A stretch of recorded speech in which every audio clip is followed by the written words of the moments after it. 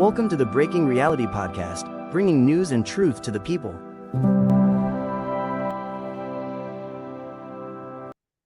Satan, the Florida governor, is continuing the ass-kissing of Trump.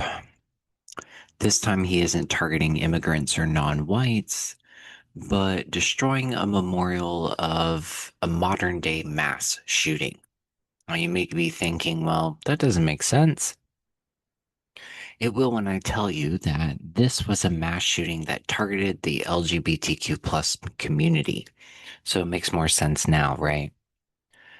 You may remember the Orlando Pulse nightclub mass shooting that resulted in the death of 49 and the wounding of 53 individuals back on June 12th of 2016. Now, as a minor memorial, there was a a rainbow-colored crosswalk placed outside of the nightclub in 2017, which really was considered the nation's deadliest mass shooting until the following year. Now, in the middle of the night, Wednesday night into the early morning yesterday, Thursday, the Florida Department of Transportation removed it. On July 1st, Transportation Secretary Sean Duffy issued a letter that gave states 50 days to keep roads, intersections, and crosswalks, quote, free from distractions, unquote, including, quote, political messages of any kind, including artwork, unquote. Now, this summer, the Florida Department of Transportation released a memo saying that local governments could jeopardize state funding if they didn't immediately remove street signs with, quote, social, political, or ideological messages, unquote. The nation's second largest mass shooting was given that crosswalk as a memorial. There was nothing political about it, which is something that the Satan seemed to infer on his X account. What was political was the fact that the murderer targeted a specific group of people based off of violent ideology, political, and spiritual. This clearly shows that the Satan administration doesn't care about all the survivors, the families, and the friends of those who are living with the memories of the individuals who are no longer with us as a result of this atrocity. Absolutely horrific and just as disgusting as they are. I'm not done with my state, Florida. On my personal Substack, on Forward Press News Network's articles I've co-published, as well as other locations, I've spoken on the number of lawsuits that were stacked up against the first modern day concentration camp, Alligator Alcatraz. Now, late Thursday night, U.S. District Court Judge Kathleen Williams, who placed the 2-week pause earlier this month, ordered an indefinite halt to the construction at this concentration camp, in addition to banning any additional detainees to be placed there. Why? Well, unfortunately, not due to the dehumanization and mistreatment of those being held there, but rather siding with the environmental groups, which I won't deny is important as well. Now, the judge's order states, quote, every Florida governor, every Florida senator, and countless local and national political figures, including presidents, have publicly pledged their unequivocal support for the restoration, conservation, and protection of the Everglades. This order does nothing more than uphold the basic requirements of legislation designed to fulfill those promises, unquote. Now, the order by Judge Williams does not require Florida officials to completely cease running it, which allows the state to continue to hold those who are there. It also allows officials to repair existing facilities for safety purposes. They have been required to remove the temporary fencing to allow the Native American tribe members access to the site consistent with the access they had before the facility was built. The lights and generators are also to be removed to deal with the light and sound pollution. but the housing facilities are allowed to remain. The removals are all to be done within 60 days. Now, while tribal members can't access the strip, some trails are no longer accessible. And when asked about the impact of hunting on the land, Marcel Bozes, the director of Fish and Wildlife for the Miccosukee tribe of Indians in Florida, said that, quote, tribal members are concerned with the wildlife they could be formerly hunting are no longer in that area, unquote. There's also concern that medicinal plants are affected as well.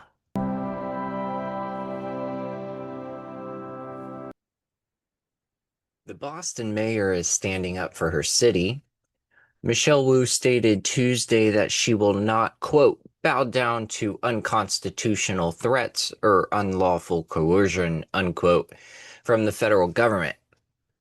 She added that, quote, the U.S. Attorney General asked for a response by today. So here it is. Stop attacking our cities to hide your administration's failures, unquote. Now, Boston enacted the Boston Trust Act in 2014, which bars local law enforcement from cooperating with federal immigration agents, particularly when arresting migrants in the country illegally who are on civil warrants. Now, the Trust Act dictates that Boston police officers cannot ask individuals about their immigration status, make arrests based solely on ICE administrative warrants, or share certain information with ICE. It does, however, allow the Boston Police Department to work with ICE on matters of, quote, significant public safety importance, unquote, like human trafficking, child exploitation, and cyber crimes, which for that, yeah, I'm cool with that. Now, it's also being said that under a 2017 Supreme Judicial Court decision, local authorities can't detain someone just because federal immigration authorities believe they're subject to civil removal. Unfortunately, while we here at Breaking Reality, um, Forward Press News Network, the Independent Solidarity Party, we acknowledge being undocumented as a civil infraction.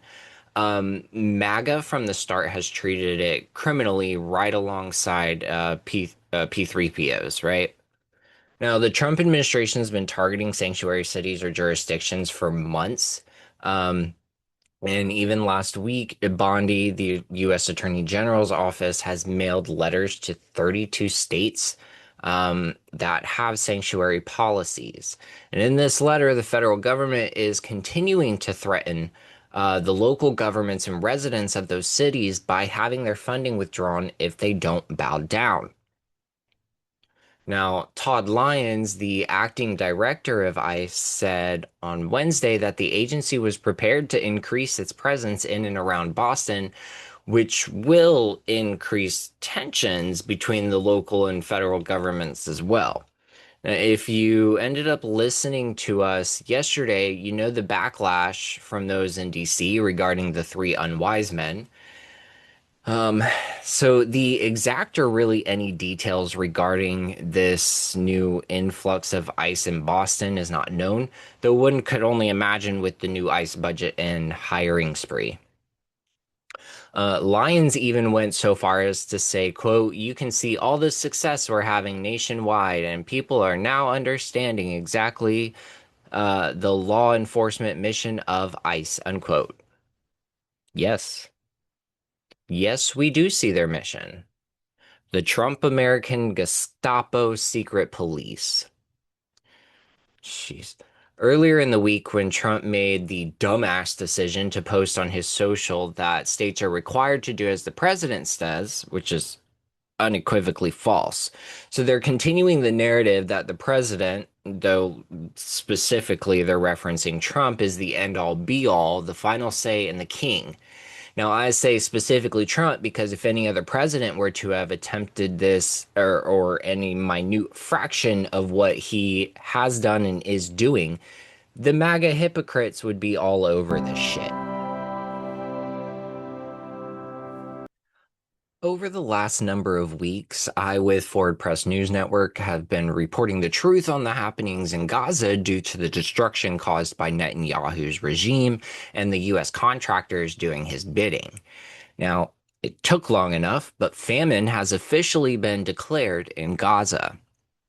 Three criteria, if you did not know, must be met before a famine can be declared. One, at least 20% of households are affected by an extreme food shortage. Two, at least 30% of children suffer from acute malnutrition. Excuse me. Uh, Three, and at least two adults or four children per 10,000 inhabitants die every day from hunger or due to the combination of malnutrition and disease. So in this situation, all three of these have been met. Now, I said this yesterday, and I'll say it again today. Israel has committed over 50 October 7th attacks. 50, 50. The Integrated Food Security Phase Classification, or IPC system, has officially declared the northern part of the Gaza Strip to be under a state of famine.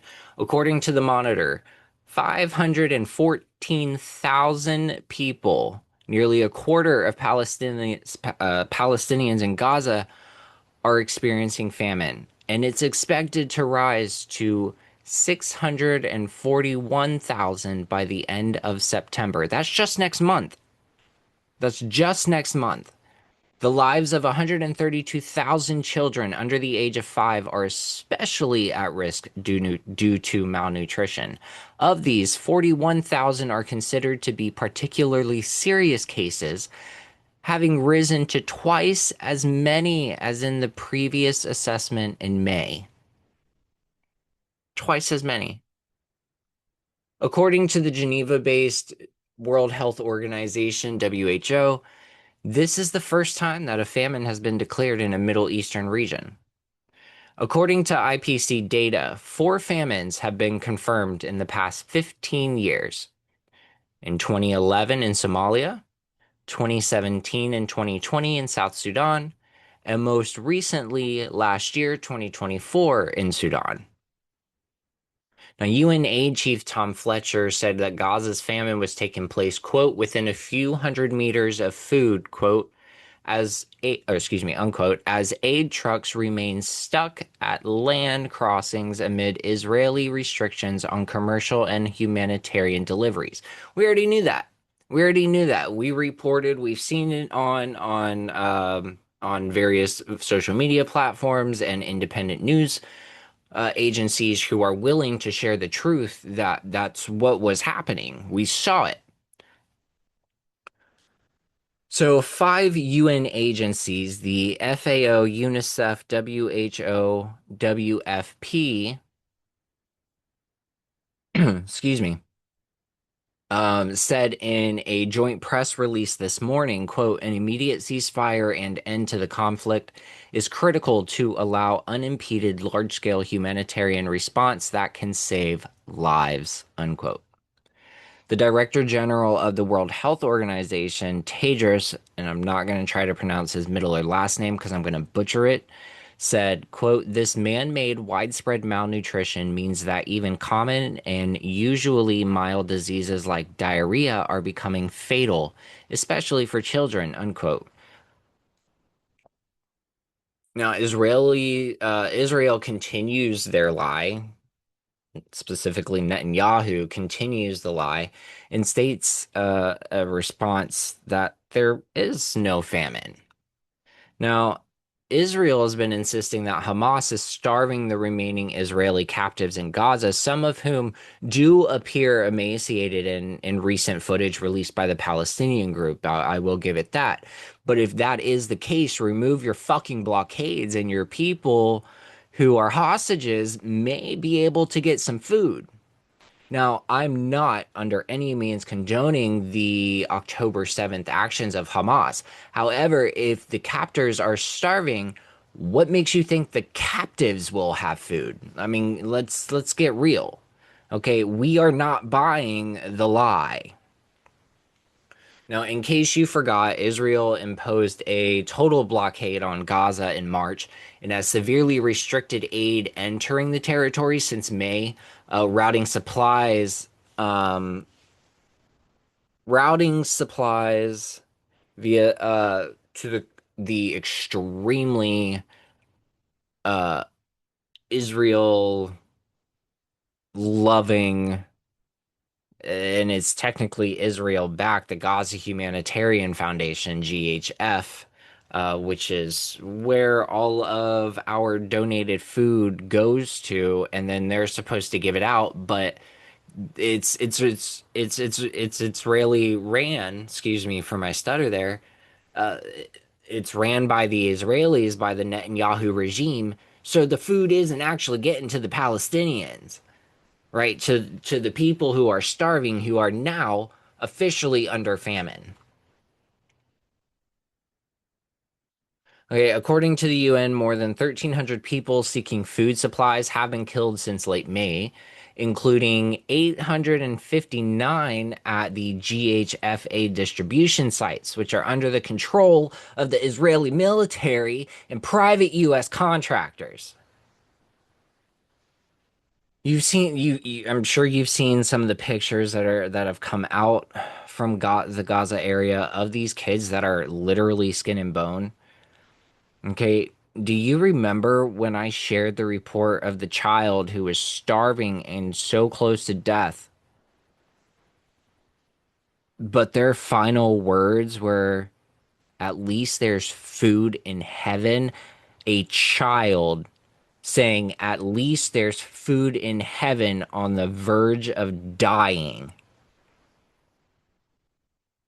because of the atrocities of Netanyahu, the IDF, and the Israeli regime, right? They've already begun their assault on Gaza. Their plans to build illegal settlements on the West Bank where there's a zone of separation have been approved. They're not going to stop.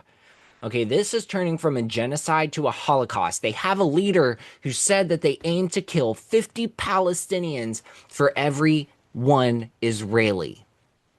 These genocidal maniacs have no plans to stop and will not accept the destruction they have and are causing. We got to take a quick break before our last quick story. All right, our last story for this episode. The White House has made the decision to pause tours indefinitely in early September due to excuse me, due to the construction of the $200 million bullshit Golden Ballroom, where construction is expected to begin on the 1st of September. Christ save us. This does not just affect media members, okay, but it also affects families, schools, and education programs. And so when the announcement was made initially about the ballroom, I remember our and other reporting stated that it wouldn't be finished until close to the end of Trump's term, right? So I feel like this is going to end up resulting in another grift. It's just too easy for it not to be. If people can't visit the White House for 2.5 to 3 years, supporter or not of Trump's, people will likely be willing to pay an exorbitant penny, whether or not it goes to the country or to Trump's pocket, just to be able to see this quote unquote renovation, which, oh my gosh, I don't even know what to say to this. Thank you, everybody, for listening to this episode, and we'll see you on the next one. If you have any questions, comments, or concerns about this episode, the host, or the podcast, don't hesitate to reach out at breakingreality@mail.com.